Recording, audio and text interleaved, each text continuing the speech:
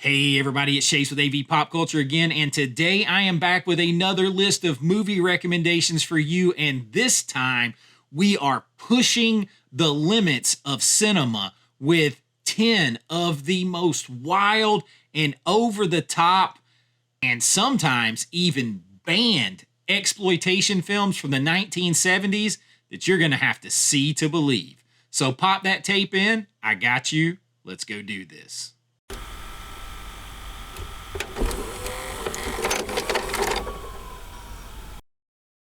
All right, so 70s exploitation films. Now, there's a lot of categories of this. There's sexploitation, there is blaxploitation, there is all kinds of whatever exploitation that you want to put into this. But what we really get to here is that while other mainstream filmmakers in the 70s were making all the movies that we know and recognize, you have this subversive group of other filmmakers who are out here just literally pushing the envelope, pushing the limits of what was going to be allowed in polite society.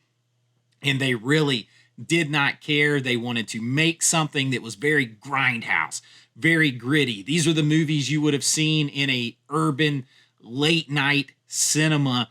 We have 10 today, and these are kind of iconic to the category, but also some that you might not have heard of. So let's jump right in with number 10. This one laid the foundation for all women in prison movies. I am talking about 1974's Caged Heat. Now, this might be the most iconic of all women in prison movies, and it's a pretty basic concept. All of the plots of these were pretty basic. You have a group of women in a prison, and they band together in order to take on the sadistic female warden and a doctor for the prison who is doing all kinds of irreputable things, and they have had enough. They come together and they fight back. You're going to get all your exploitation tropes in this. You're going to get the shower scenes. You're going to get the fighting, the cat fighting. You're going to get the prison break, all of that kind of stuff, the whole revenge aspect. It is all here. And Cage Heat sort of had the blueprint. It might be the most famous of all of these movies, so it absolutely has to come on this list. It checks in at number 10. Now at number 9 on the list is a movie that actually premiered with an X rating, and this is one that looks like Tarantino borrowed from it pretty heavily. You can see the influence. I am talking about 1973's Sugar Cookies. Now, I have the Vinegar Syndrome Blu-ray here. This film is about an up-and-coming actress who is murdered by a seedy kind of exploitation filmmaker himself. She just so happens to be the lover of another producer, and this woman uses yet another actress to be the sort of pawn in her revenge game against this filmmaker who killed her lover in an erotic game that they were playing that went too far. It is very, very Tarantino. You're going to get the revenge aspect. You're going to get that sort of grimy, gritty filmmaking feel. It almost feels like if Once Upon a Time in Hollywood took a different direction. That's what you're going to get from Sugar Cookies. Again, rated X upon its release. I do think there are both unrated and X-rated cuts, so it is definitely one that pushes the boundaries of cinema. Check it out on this release. Sugar Cookies is one that's overlooked, but I promise you Tarantino didn't overlook it. It comes in at number 9 on our list. Now, at number 8 on our list is one that is probably another of the most well-known exploitation movies of all time. It borders into the horror genre, but I think is firmly an exploitation movie. I'm talking about 1978's I Spit on Your Grave.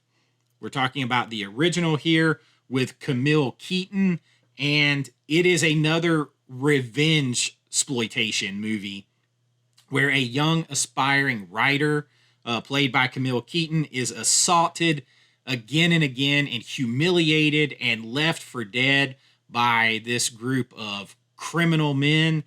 The whole rest of the movie is about her seeking and systematically hunting down these men to exact her revenge. It's more vengeance at that point, and it is done in a very brutal way.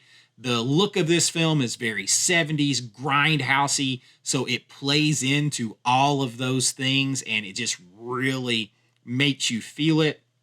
Now, I have it on this Blu-ray combo pack because the movie has spawned sequels and remakes, but the original is a classic of exploitation cinema that was very hard to watch, very drive-in grindhouse, very 70s.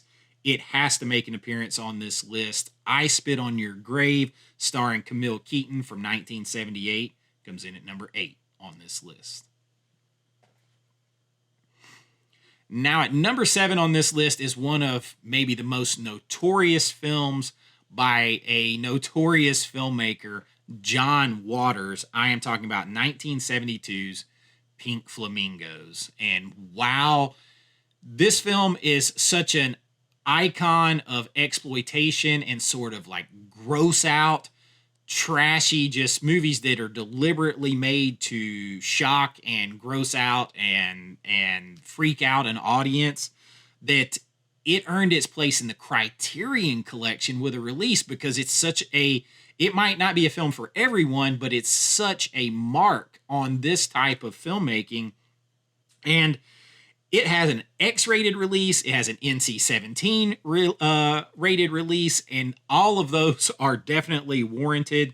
And you get this story is like the notorious Divine, who is like a Baltimore criminal and sleaze, just kind of real trashy person, an underground figure, if you will. She suddenly faces competition from this other married couple who want to kind of take her title, take Divine's title as the trashiest person, filthiest person to ever live. And it's a very gross out, subversive, over the top. This is not one that I recommend that you start with.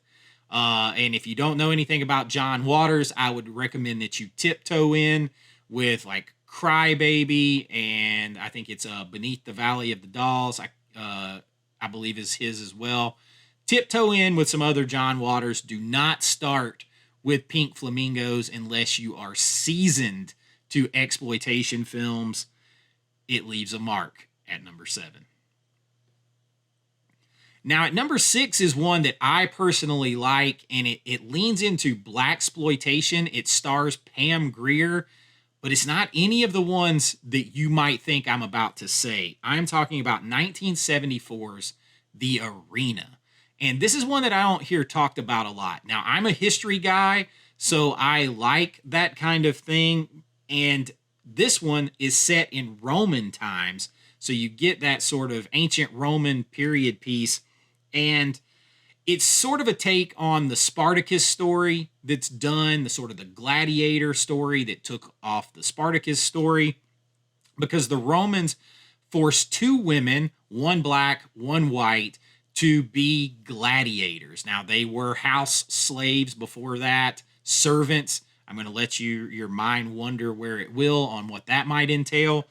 But they forced them into the gladiatorial arena to fight to the death. What they don't count on is how famous these women will be because they are so good at this, and they end up building up a following that allows them to stand up against the Romans and lead an alliance and a rebellion.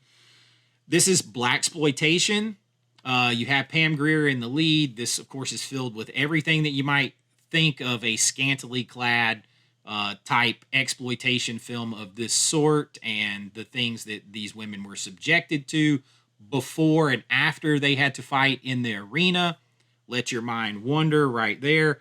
It's very subversive to the genre in a little bit of ways, into both the period piece, Roman gladiator type genre, and the blaxploitation. This one's highly entertaining with a lot of well choreographed action. Even if you're not into exploitation movies, I think this is one that you could enjoy as a period piece if you're into that kind of thing. So for that reason, Pam Grier starring in The Arena comes in at number 6 on our list. Now, number 5 on the list is one that I have talked about on this channel before. I know Tarantino's talked about this. I firmly believe a lot of this is the basis for his film Kill Bill. It's very hard to argue when you see it. I'm talking about 1973's Thriller, A Cruel Picture. Listen, right down to the eye patch, this movie that stars Christina Lindbergh, Tarantino lifted from this film for a lot of his aesthetic and definitely for Kill Bill. A traumatized young woman is forced into basically a human trafficking, sex trafficking ring, and she's forced to be a prostitute. And at first she rebels against this, and they put out her eye, they beat her, they force her into submission, basically. But then she learns to play the game against them as she plots her revenge and her vengeance, and she uses the money and freedom that her compliance allows in order for her to train in martial arts, to train with guns, to train with swords. Everything she can do to learn to fight and exact her revenge, she does it. It culminates with a vengeance spree of epic proportions. I'm telling you, it is Kill Bill. If you like Kill Bill, you will like this. This could be a good exploitation film to start off with. Now, I will tell you there are 2 different cuts of this film. One of the cuts of the film, Thriller, A Cruel Picture, inserts some very, very graphic content from a sexual standpoint. So you have to keep that in mind. And then the other cut kind of cuts that out a little bit. I will say that while it is exploitive in nature, as all of these movies are, that extra content makes you more angry. It makes you feel for the lead character even more and root for her vengeance. So it is effective, and that is the common theme with a lot of these exploitation films. No different here. A very, very good film and a great Vinegar Syndrome release. Thriller, A Cruel Picture from 1973, comes in at number 5 on our list. Now at number 4 on our list is a Roger Corman produced film, and it's Joe Dante's directorial debut. I am talking about 1976's Hollywood Boulevard.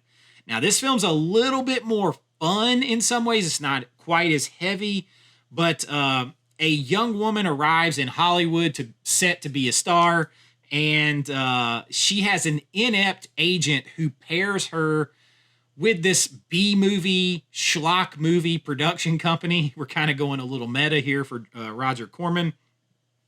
But the problem is this company makes these B-movies, these action movies, these exploitation movies of their own, but the film production and this production crew keeps being plagued with accidents that are deadly and keeps making them lose actors, crew members, all of this stuff.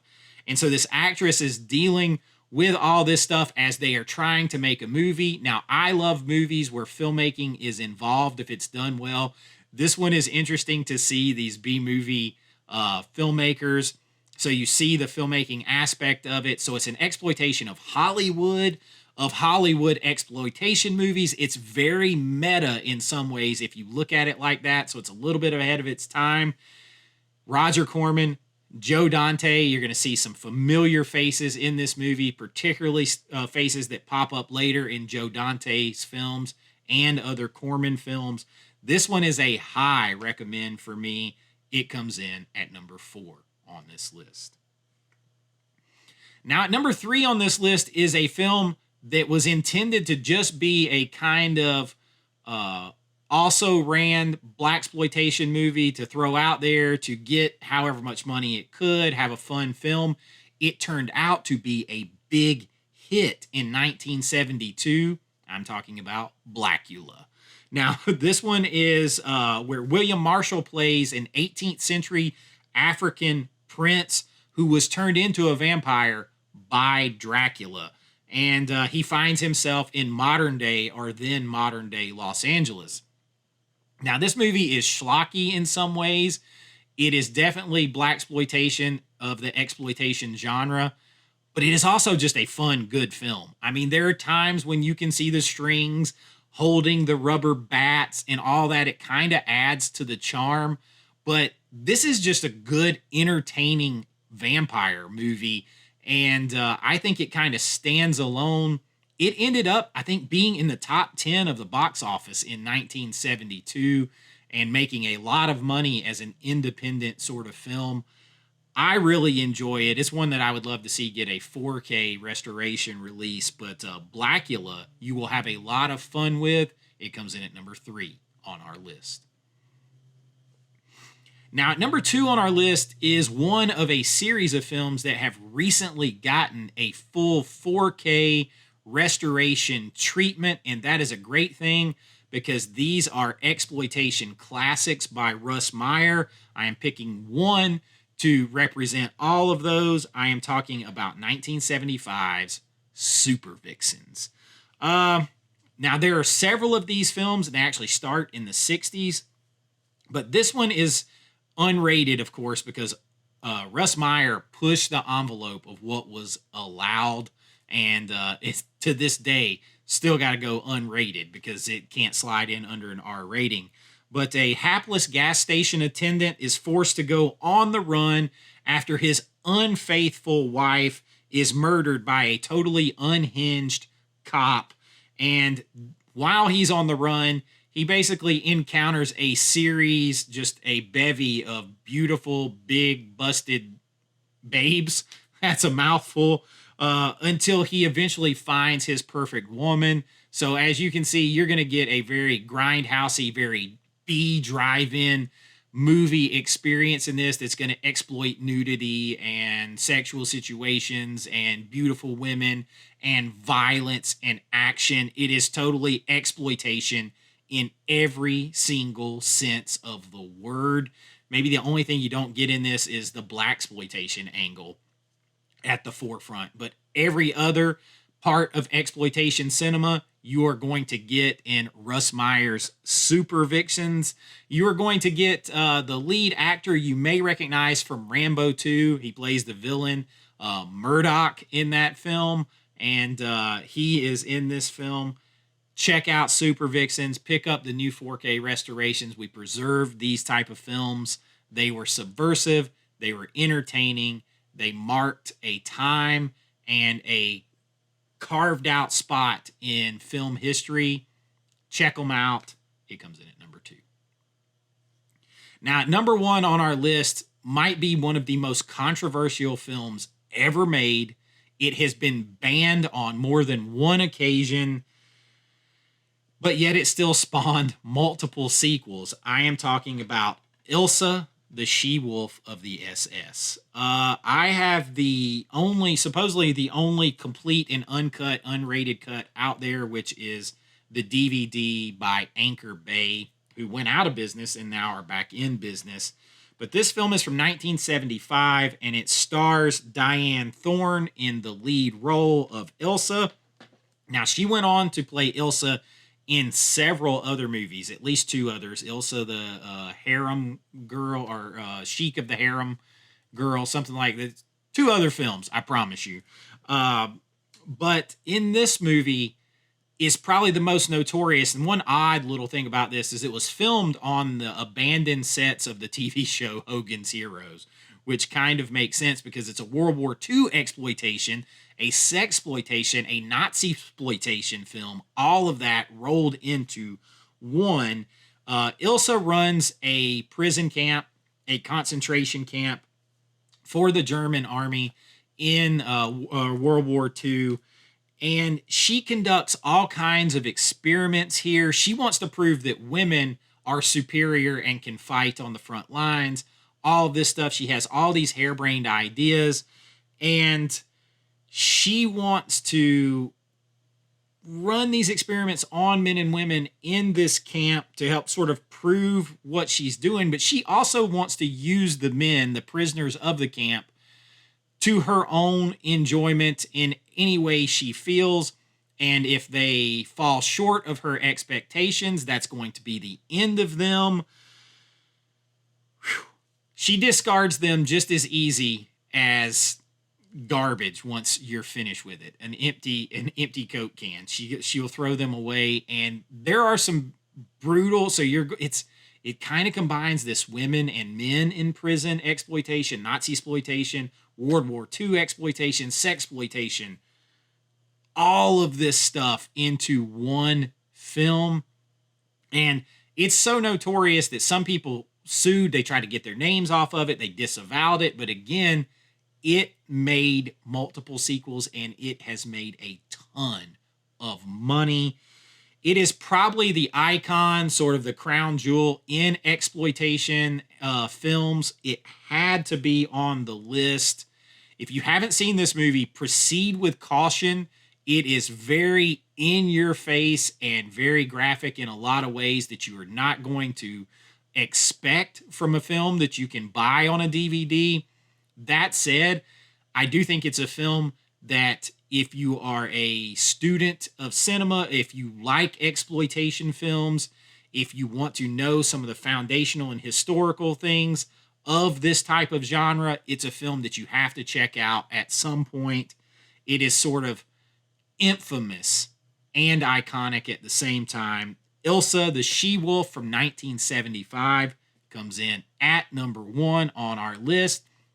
And that is our list of 70s exploitation films. Now, this just scratches the surface. The 70s on into the 80s were very big for this type of cinema. So if you guys are interested, I can always do more. I have all kinds of lists and recommendations coming.